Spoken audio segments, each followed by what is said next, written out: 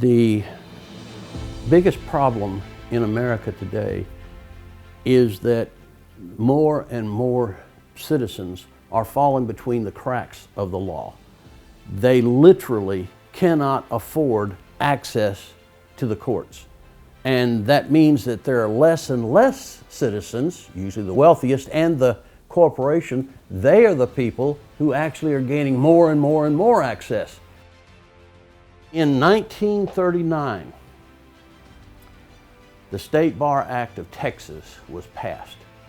It outlawed the citizen lawyers, and it only thereafter allowed judicially approved lawyers to practice law. And they had to be judicially licensed to practice law. And they had to maintain that license for the entire duration of their practice. The biggest problem was, when you have a license, when you have control over a person's livelihood, then you have control over their will. And that is what we have today. Judicial lawyers are loyal to the judiciary first and foremost, because it is the judiciary that grants them their immunity from prosecution. It is their judiciary that grants them special privileges, special rights that no longer exist within the common population. And that is the reason why the State Bar Acts established classes of citizenship. And at present, I have identified at least 5 classes of citizenship, and they are so obvious that once a person sees them, there's no question. They understand exactly the classes, and they know which class they fall within. The State Bar Acts established classes of citizenship based upon your rights to access the judiciary, in other words, the courts. The State Bar Act literally says that no one has direct access to the courts except those chosen by the courts to serve the courts. And technically, what that means is that you have a first class of citizenship, judicial lawyers. They comprise only about, well, I'm saying today, about 1/3 of 1% of the population. So you can see they are a very, very small number and very exclusive. But what is interesting is they have what's called direct access to the courts, meaning they can represent you, they can represent large groups, they can represent anything to the courts, because as a licensed judicial lawyer, they have direct access to the courts themselves, and they can get the ear of any judge. They can they can literally represent anyone, whether they're innocent, guilty, it makes no difference. The point is they have direct access. Now there is a second class of citizen, and these are really simple. The wealthiest citizens in America. The reason why they make up less than 1% of the population, but they also do not have direct access to the courts. I don't care how wealthy you are. If you're not a judicial lawyer, you cannot get into the courts. But you have indirect access based upon money, your ability to pay judicial lawyers. If you have a lot of money that you can pay a lot of judicial lawyers with, then you have a lot of access to the courts. In fact, you have only one limitation to your access to the courts: how much money you have, how much money you're willing to pay to the judicial legal profession. And that is the second class of citizen.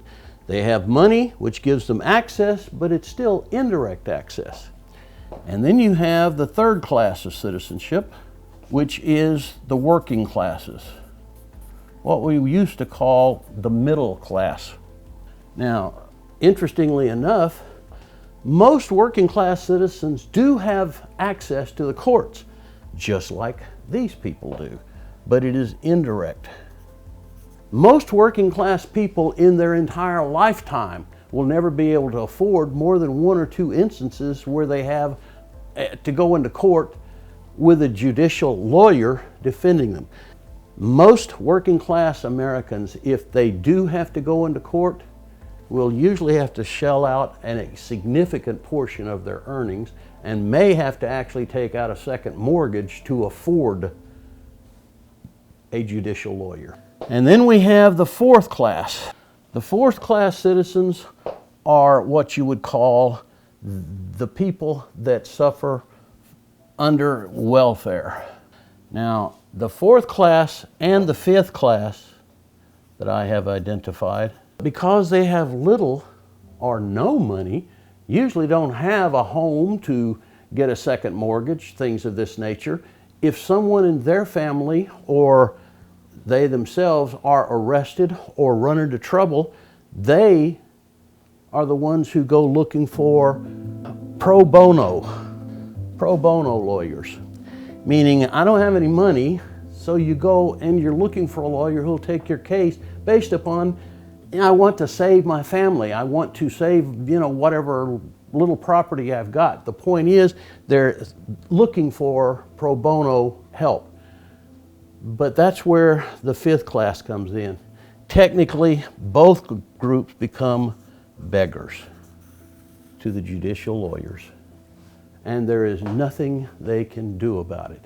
They do not have the means of actually going into an office and saying, hey, I want you to represent me because I have a certain amount of money here that I'm willing to put aside to go into court.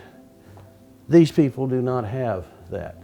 They become what I group together as technically the beggar classes. They beg for justice. Sometimes, not always, but sometimes, they actually find a judicial lawyer who, out of the kindness, the goodness of their heart, yeah, I'll help you. But notice, these people cannot help many because they are in the business of law. And the business of law is very simple. If you want to be successful, you damn well better learn how to make money. And you don't make money by serving these people, and you don't make much money by serving these people, but you make a hell of a lot of money by serving the wealthiest citizens, because the wealthiest citizens have also come up with something else, a new means of making sure there's more money going to the judiciary. And the judiciary are the ones that made these rules. And then we come in with corporations. Now we have wealthiest citizens and the wealthiest corporations that pay for these people. Now, the working classes, they are losing out more and more. And thus you have a situation where we have riots in the streets. You have people that, based upon racism or sexism or whatever, they're frightened. They see no rights. They feel no rights. Yet they know that these groups are taking more and more and more away from them until finally they feel like they are nothing but beggars. And that is the horror of today. We turn today, many Americans say, well, I'm at the upper end of the third class, the working classes. Therefore, if I needed a lawyer, I could get one. So you feel empowered. The problem is there will be more and more of you that will be pushed down deeper because business of law comes first. Judicial lawyers, they do not seek peace and harmony. They seek wealth and power for themselves and their profession, and it works. And the exclusiveness of their profession has knocked out every other citizen class except those with large amounts of money. That's the reason why people want to be wealthy. That's the reason why people want to be so successful, because They know that success is the pathway to security, the pathway to rights, the pathway to access that will protect them.